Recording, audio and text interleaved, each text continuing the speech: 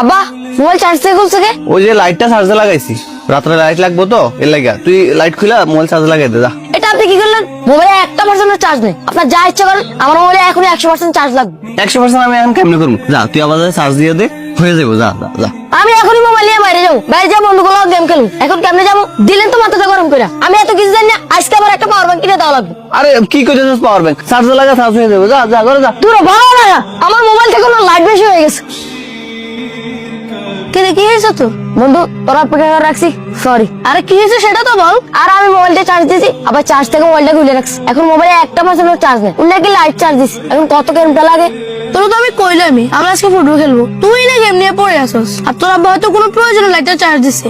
ও তোর আব্বা তো রাতে মাছ ধরে, হয়তো সেই জন্য লাইটটা চার্জ দিছে, তাই বলে এত রিয়েক্ট করবি? আচ্ছা বাদ দে, আমরা আজকে ফুটবল খেলি চল। ভাবছিলাম গেম খেলবো, এখন ফুটবল ধর।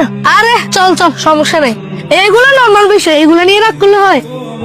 রনি আজকে তুই গোলকি দাঁড়াইস আর আমি ডিফেন্সে থাকবো, তাহলে কিন্তু খেলা অন্যদিন থেকে আজকে সুন্দর হবে বেশি। এই রনি, একটু বাজারে যাওয়ান লাগবো, কিছু বাজার সাথে করা লাগবো। আমি যাইতে পারবো না আব্বা, আমি মাত্র স্কুল থেকে আসছি।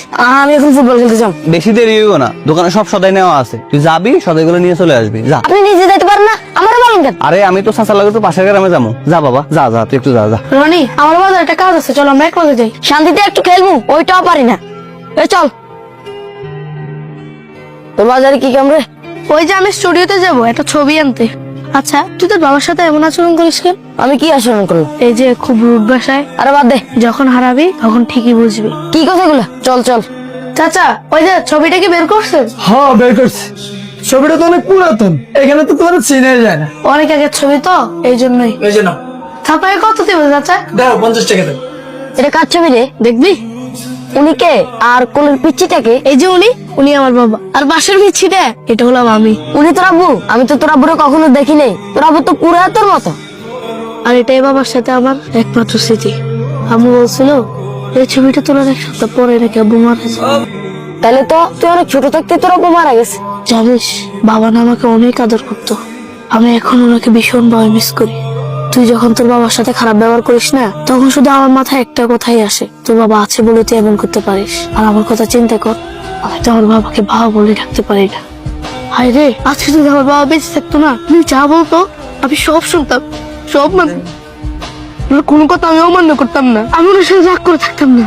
থাক বন্ধু, কান্না করিস না। হয়তো তোর বাবা আছে বলেই আজ তুই বাবার গুরুত্ব বুঝতেছিস না, কিন্তু আমার মতো যখন বাবাকে কাছে পাবি না, ছুতে পারবি না, বাবার কাছে কোনো আবদার করতে পারবি না, সেদিন ঠিকই বুঝবি বাবা একজনই, বাবার মতো আর কেউ হয় না, কেউ না। তুই তোর বাবার সাথে কখনো খারাপ ব্যবহার করিস না, আমার আফসোস হয়, এতে আমার কষ্টটা অনেক গুণ বেড়ে যায়। ঠিক আছে বন্ধু।